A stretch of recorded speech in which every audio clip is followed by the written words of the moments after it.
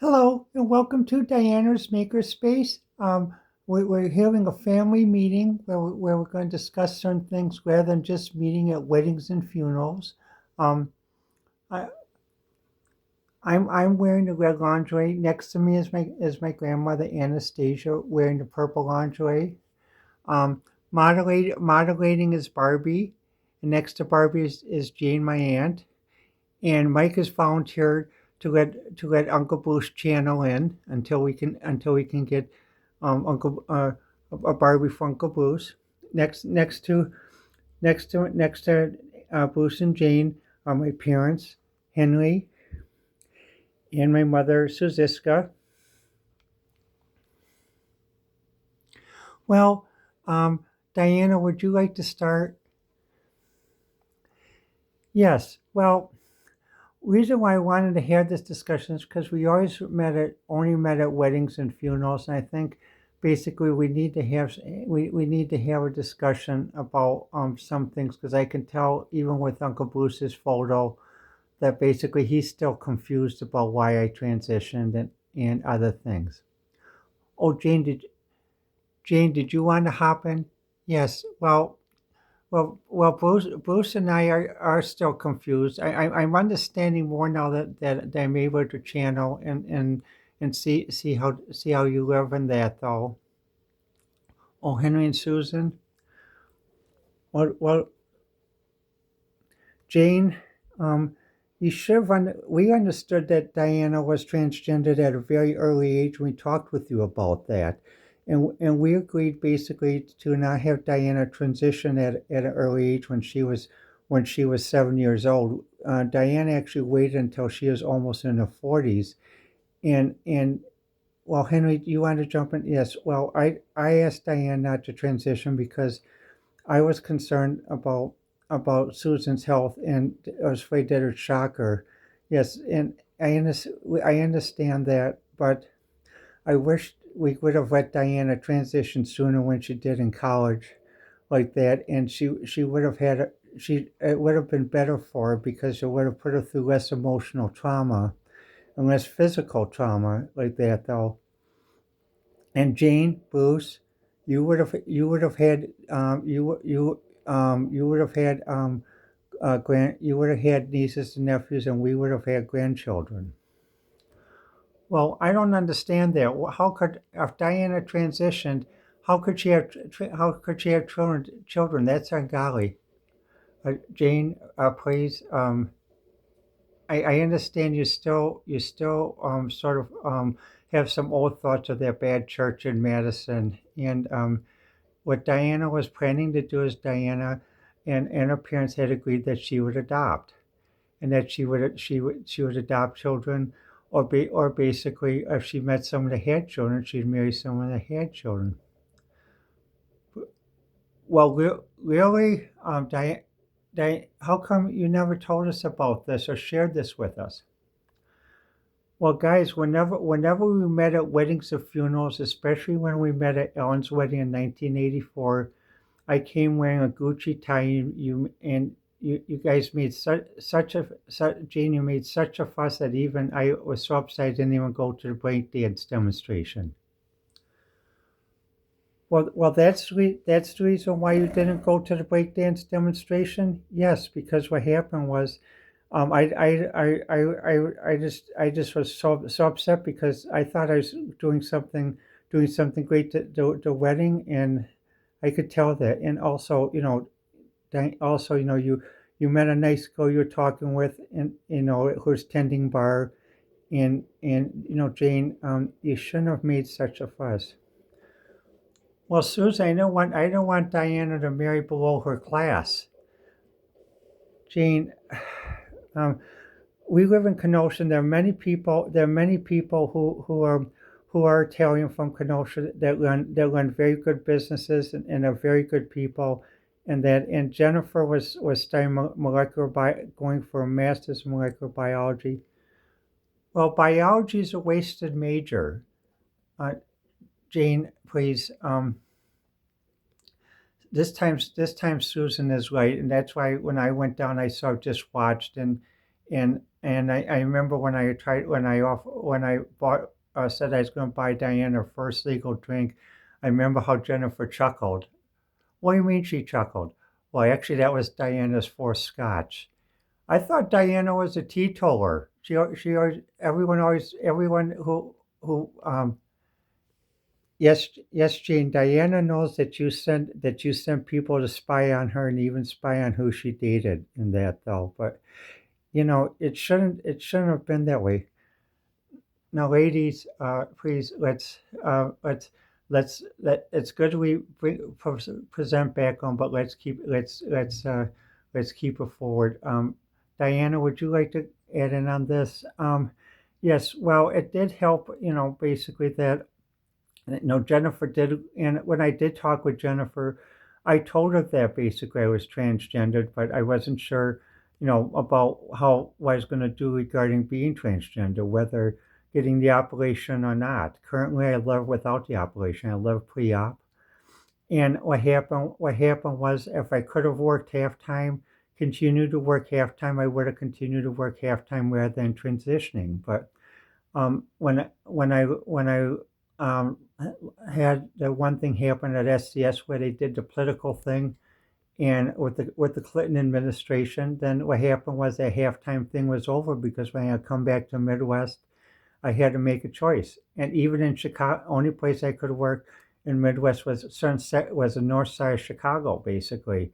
But basically at that time, I couldn't find anything in the north side of Chicago, so to save the house, I worked in retail. Luckily, Lowndes was good to understand it, so I worked. So I continued to work half time at Lowndes. Yes, Grandma, did you want to say something? Yes. So Ziska, Jane, Bruce, you got to understand. Stanley and I understood Diana was transgendered for a long, long time, and what also we realized that is a benefit for her not to be hiding, because I remember basically how people in Russia before the revolution had to hide, and people and during the revolution had to hide, and that was the thing about not being open and not hiding. Thanks, Grandma. And Diana, when Diana, was with friends, her friends understood, but basically even in Kenosha, we did certain things that she stayed in the neighborhood because the neighborhood was understanding as well.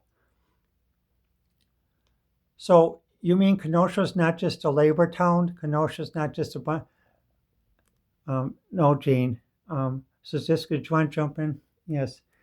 Jane, Kenosha is a very light was an auto town, but is also a very light auto town. It had two high schools. It had a very advanced music program that was known internationally and nationally. Diana played the violin. Cello, also taught the cello one summer, which we were so proud with Mr. Black, and also learned music theory as well as the arts. And it was equivalent of a public education of having a college education. When she went to school, she didn't have to. Her and her friends didn't have to lock up her instruments in a music locker, and the music room didn't have to be locked. What do you mean? What do you mean? There's no such place. Yes, Kenosha was that place, and that's part of the reason why we moved out of Wauwatosa. We were thinking of returning, but we didn't wish to return. Oh, Henry, yes. Well, Bruce, Jane, you guys, like that. Diana said, we should talk more than weddings and funerals. And also, I'm going to bring up something, Bruce, that you didn't always want to talk about. We're going to talk about finances. Well, Henry, that's uh, dear. We need to know. As too much has happened. What do you mean? Well, you know about Judy. What happened was we gave Diana's share to Judy, and what happened was basically we gave some to the church to cover it. Yeah, I know. Diana, we're sorry, and I'm sorry how I treated you. Um, I wish I would have talked with you and really listened to you. Uncle and I wish we would have really listened to you more than just at weddings and funerals. And we wish we would have come down to Kenosha. Jane, Bruce, you're always welcome to come down and visit Stanley and I in Kenosha. and also Diane and Susan when they lived in Kenosha. You're always welcomed, and we always wanted to come up to Maston, but we honored your wishes not to come up unless invited. But you always were welcome. We always had room. We had a 4 unit apartment building, so there's always plenty of room for you to stay. And also, it's a nice neighborhood. You would have enjoyed the people. Bruce, also you would have, because there are many people who love fishing, and would go fishing. Really? Yes, and Diana on her birthday, her uncle Jack and Henry paid for her to have go on a fishing trip on her birthday, with a fishing company from Kenosha, and she caught two brown trout, and that though, and I prepared them, and we had them for dinner. Oh boy, I wish we would have come down more. Well, guys, I'm glad you're opening up a little bit and stuff, and also talking, because you really need to get this so you everyone can move on. Yes, I agree. Yes, I agree. We need to. Well, Henry. Now I'm glad now. Jane and I, we can all talk together more as a family like we used to, and that though. And Bruce, I'm glad I can talk. You can talk more like before you had the effect of radiation.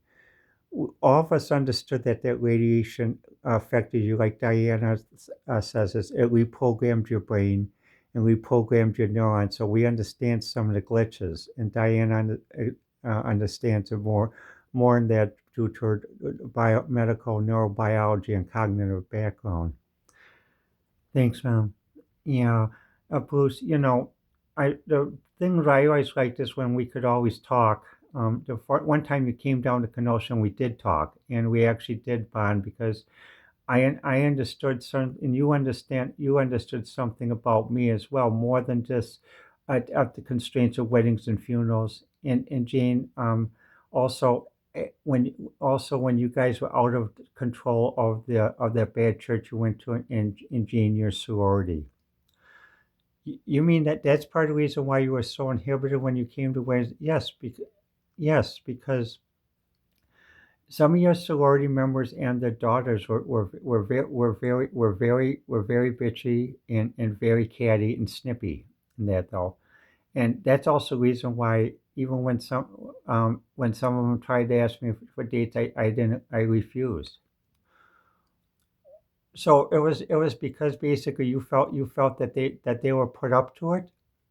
Yes, I felt that they were put up to it, and I felt that basically the wedding was really like a business deal than a contract. Oh my God, Jane, we should have talked about this much earlier, but I'm glad, Diana, you brought this out. And I'm glad you're being direct about this, because we really need to have this direct discussion. Yeah, Bruce, Jane, also also Bruce. Um, I agree with Susan. We need to have more that what Susan's ability to say. I agree. Yes, Bruce. I always trusted you, and as my brother, no matter what. But sometimes, you caused us to have doubts like that, and that's why one time we had to go to an attorney, because we did, but we didn't like what your people did with the attorney. You mean basically offering them a legal position in another company, sort of, here, drop your case? Yes. Um, I like to jump in.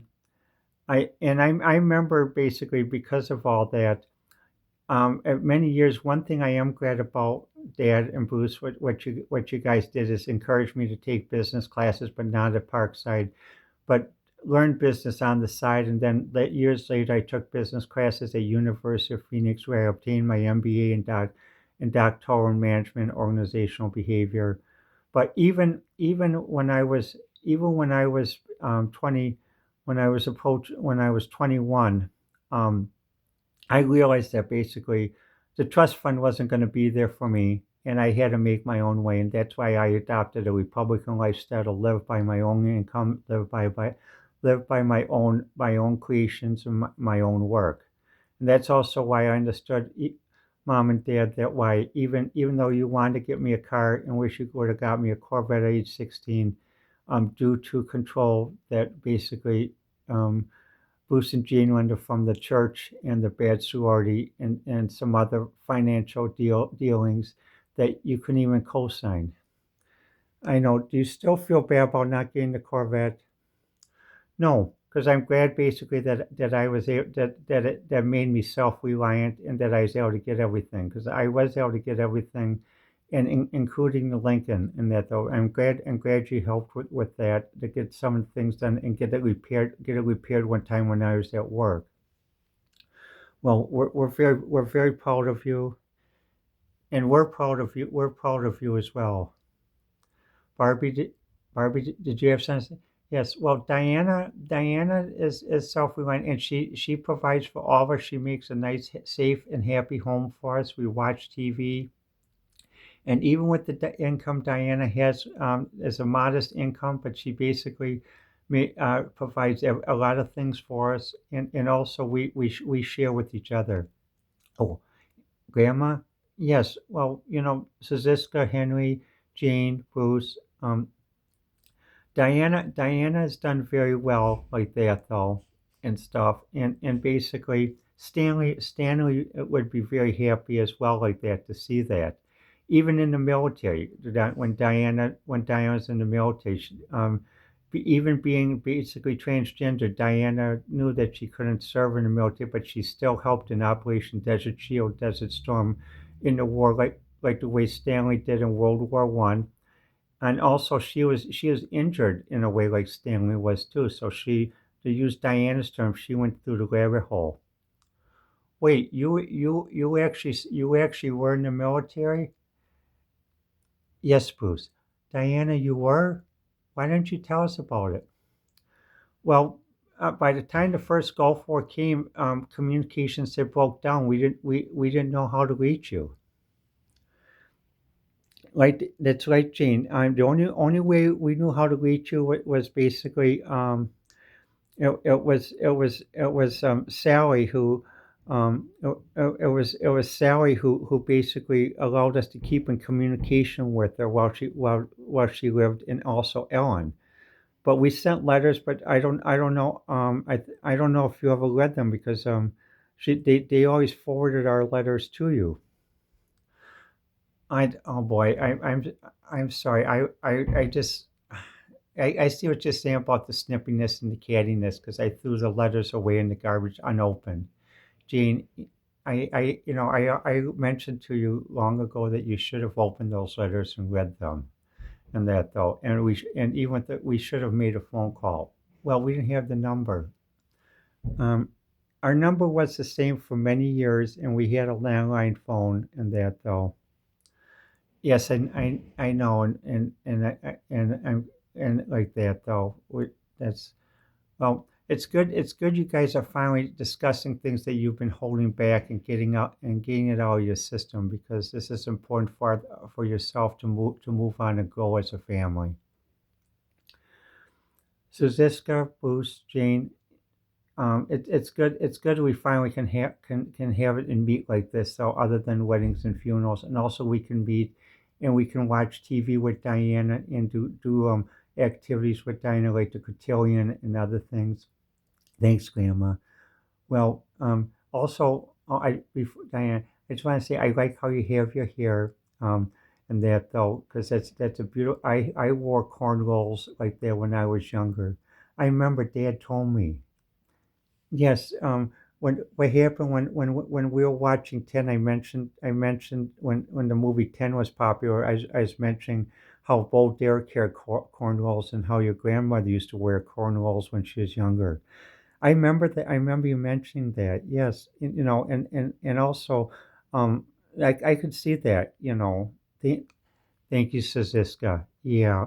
Um, I don't understand why, Susan. I don't understand why you prefer to nickname Suziska rather than Susie or Suze. Yeah, I don't understand. I don't understand that either. I don't understand it either. Well, Jane, Bruce, I really hated people calling me Susie or Suze. It was I considered that very demeaning. That's why when basically when Henry and I were married, at first Anastasia and I had used to argue with each other because we were very strong, independent women, as Diana noted. But then eventually we found a common ground when when Diana's grandmother addressed me as Suziska, and I appreciate that. And even Diana's nickname went basically in the family is Davis. Well, what type of name is Davis? Yes, I'd like to know. Um, Davis is a neutral is both a masculine and feminine German name for David. And in German and in excuse me in Russian and Polish cultures, Davis is used basically to address the feminine aspect because in both the Russian cultures they believe that everyone has a dual gender and dual response. That's why when basically when parties were held in Russia, grand parties were held, the men were encouraged to wear gowns, and the women were encouraged to wear pants if they wished. But actually, both preferred to wear gowns, like we did last week in the cotillion, because of the less constrictive nature of pants. Oh, yes, yes, Barbie. Yes. And what happened was that's why when I was growing up in Russia, it was a common custom. So when Diana wanted to transition, I understood that that's part of the culture and genetic heritage, and that though. So it's more than just transgender; it's also part of genetic heritage. So you mean basically that a dress is not just is not is that doesn't mean weakness or anything else? No, no, no, Bruce, no, Jane. I can understand how you feel like that though, because um, it's partially due to the fact of different levels of culture, and it's just, and I can realize when you were living in Mass and you're living in a culture that was trying to get back to old days as a response to what Diana would call the radicalized liberalism and radicalization that occurred. Yes, I mean, we were concerned about that with Diana too because we always felt that Madison changed after 1967 and went a little bit too far left. In some ways, that's why we encouraged Diana to go into pre-med at Parkside because when we drove along Parkside, oh, go ahead, Susan. Well, when we drove along Parkside, it reminded me of the old Madison that we used to know, basically. UW Madison we used to know, basically, before all the political and radicalization that occurred. And it was, even when they were building building the dorms at Parkside then, it was nice to go around and see it. And for Diana, it was a nice thing not to be so be brought into political and other stuff like that. She could actually study and just sort of be herself a little bit.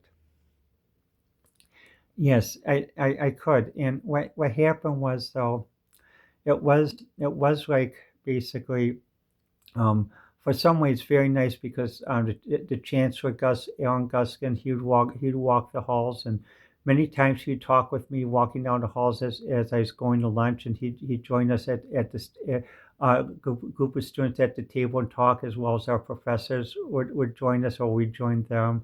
It's very and it wasn't about politics. It's about just casual things. So you mean you stood away from Madison because of politics? Also another thing, Gene, too. The reason why I stood away from Madison because I went to sign up for Madison and continue my pre-med studies, and I also wanted to join the cheerleading squad. I met the LGBT group. They helped me find an apartment. They helped me get on the cheerleading squad because I actually had a tryout that day and but the only reason why I didn't go was I ran into one of your sorority sisters, and one of your sorority sisters wanted to Betty Crocker me, and she wanted me just to go in and become a quant. What's a quant? Oh, dear, a quant is a person who works at numbers, and doing calculations. They're not really respected. They're treated as a tool. They're not really treated as a person.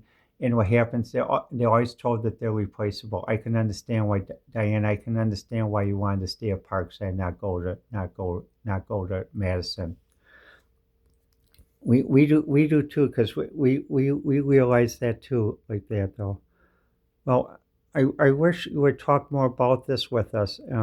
About this, I know. Well, it is a very difficult time, because remember, I had to take a semester off because I had so much nervous stress. So that's the reason why you took the semester off. Yes, Henry. Diana had nervous, especially from this McKee in anatomy, who said, well, basically, if anyone who fails human sexuality shouldn't have children. That hit Diana very hard. Yes, it did. I'm over it now, but basically, and Graham Parkside now is under watch, and they have to put some things about the pre-med program that not everyone goes to a major medical school. Not most people go to a second level or third level medical school, and even with the anatomy class, they eliminated that you have to do a human cat dissection, because I had to do it twice, and what happened was. For me, when we had Chipper and Blackie, it was very hard, because basically I could understand doing it once, because and what happens, I passed it. So what there should have been done is, because I was given an F for the course, to the sections of the course that I did fail, I should have just been asked to redo those sections. But I passed the cat dissection, because the cat dissection was pass or fail, and I passed that.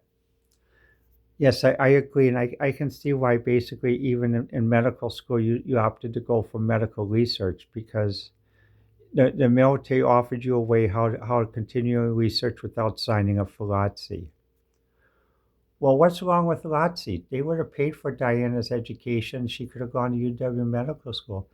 Yeah, Bruce is right. You could have got, well, the thing you got to understand though, at that time though, this was during the 80s, during the AIDS crisis, and many people still felt that many people who were LGBT or got AIDS or were gay were sinning against God. So if they got AIDS, it was God's revenge. And even in the military, if I would have signed up for LOTC being trans, I would have never survived in the barracks. Actually, I didn't realize what barracks life was like until I was homeless and I had to stay in a shelter. What do you mean surviving in barracks? I survived in barracks. Well, yes, Bruce, you did, but you don't quite understand how it is for those of us who are LGBT, and especially for me who's trans. I can try to hide it, but it's always, well, who's that peculiar guy? Who's that weird guy? And even though at that time unofficially there was don't ask, don't tell. What is don't ask, don't tell? Bruce, don't ask, don't tell is something that was passed later in the Clinton administration, meaning that someone in service who is LGBT, they were encouraged not to tell, and also other members of the unit were ordered not to ask. However, even though they couldn't ask directly, they would ask indirectly. So what they would do is basically a group of them would get together and ask each other just to verify if that all of them are not quote gay or trans, and then basically they'd say, well, do you have the same habits as the? Do you have these habits? They wouldn't mention the person; they'd mention these, and then they'd figure out who was the odd duck of being trans or gay in the unit. So you mean they did that type of hazing even back then? Yes, Bruce, they did. And Bruce, I understand that there's some things when you went in the Navy, especially when you went into radiation, you might not remember, but yes, they did. And that's why Diana had to choose the way she did. Jane, Bruce, Diana was very brave, and what happened? She was even offered an option at that time, basically during the Gulf War, and Diana did the honorable thing, because many people at that time during the first Gulf War who were working in medical research as civilians and were asked to work in a military capacity were given an option. They could work in a military capacity where they had to accept orders and also had to keep secrets, or they could leave. They'd get a good recommendation, but they'd be listed as a conscientious objector or politically involved. PI, as a friend of Diana's, was listed when he asked for the Navy cut, but he asked to take care of his parents who were sick, and that's what Diana sometimes wonders why that's affecting his Navy pension. Thanks, Grandma. Yeah, and what happens? So what happens? I talked with Mom and Dad about this, and what happened was we and go. Oh, Dad, you want to jump in? Yes, and we asked Diane. Said, well, you're not planning to jump out and be listed as a conscientious objector because this is not the '70s. They really it'd make it very hard for you. And Diana said no. She still supported the mission in the first Gulf War, and her friends did. So she was going to do it, but basically, she wished that she could talk more about what was going on. And after a certain date, when Desert Shield changed to Desert Storm, Diana could finally talk about. Yes, I am glad Diana could, because she held it in for many months, and I could tell. It's like when Henry was working as a military contractor during the Cuban Missile Crisis. We had a lot of. I could tell it's the same type of thing. So what happens? We asked Diane when she could tell us, we could, and it's done the same way as exactly what was done then. We had to listen to a certain TV broadcast.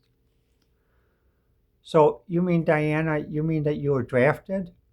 Well, not officially, but in a way it was, because if we wanted to stay in medical research, we had to agree to work under certain military conditions, keep military secrets, take orders, even though we were listed as civilian military contractors. You were drafted, and so what happened was, did they allow you to go in as an officer? Well, technically, what happened was, it wasn't even that, not even a flag rank. It was similar to someone being like W4, W5, like in the Air Force. So really, that old school. Yes, Bruce, that old school. And what happened was, I was a manager. However, basically, in the organization, due to the military organization of our research unit, I was third in command, because one time we did have something happen, and what happened was, I was asked to make a command decision regarding the laboratory. We had a bomb threat. We had to evacuate the building.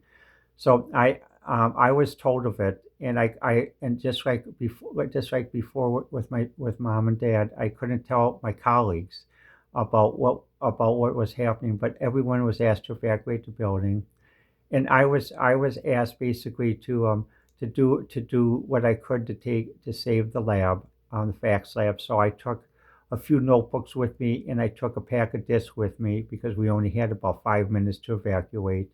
And they said, leave the machine on. We'll repair it afterwards. Just see. So when we got to a safe area outside the building, Milwaukee Bomb Squad came. We were then.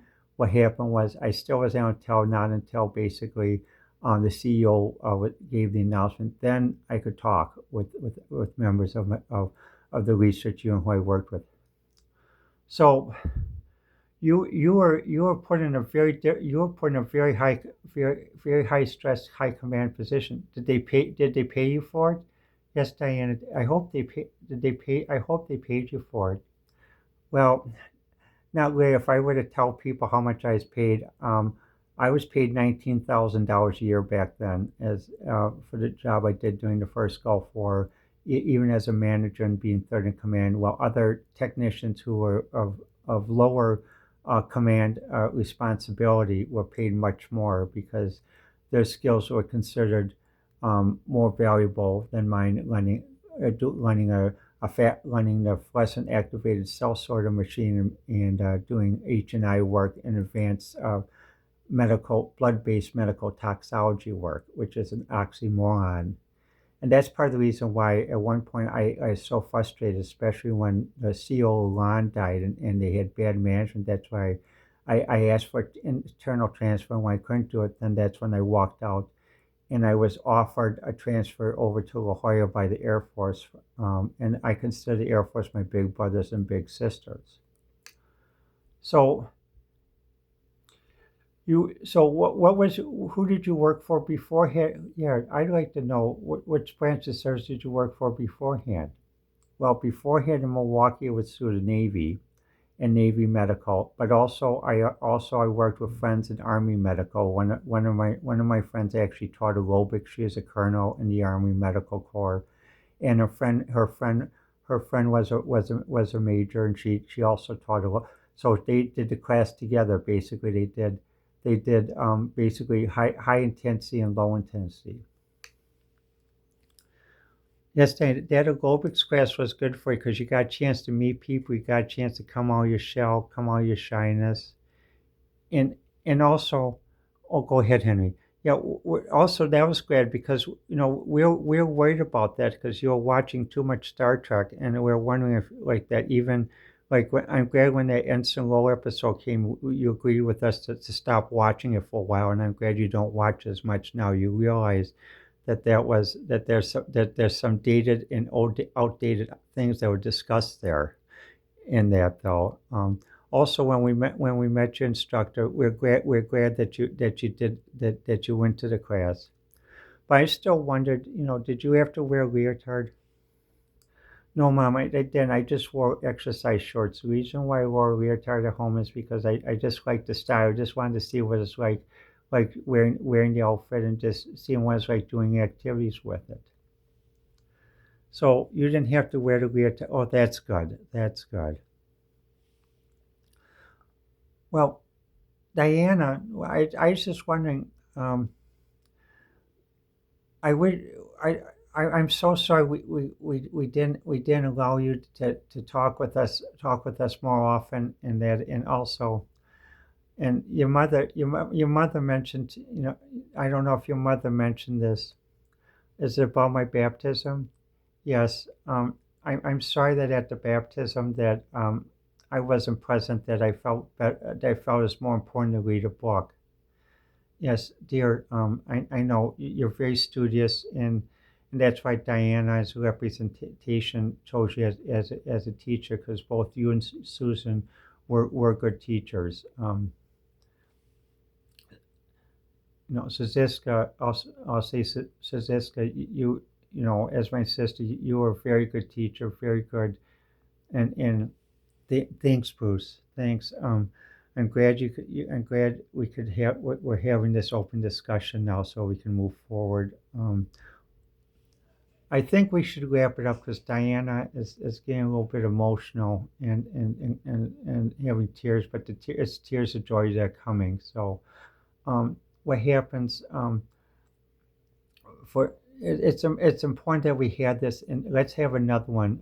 Basically, when Judy can be present as well, because it's important. It's important to talk with allow Judy a place to channel as well. Well, Diana, are you comfortable with us sort of just concluding the family discussion at this point? Yes, I am. And glad we were able to get a lot of things out. Okay. Well, let's take one group picture. So basically, ready? Everyone, get ready. Smile. Cheeseburger. Okay. And this has been Diana's Makerspace family discussion with myself and with my grandmother included, Barbie as moderator, Bruce and Jane, my aunt and an uncle, and my parents, Henry and Susan, and with my mother being preferred to be called Siziska. Well, let me know what you think, and the best way to reach me is on YouTube X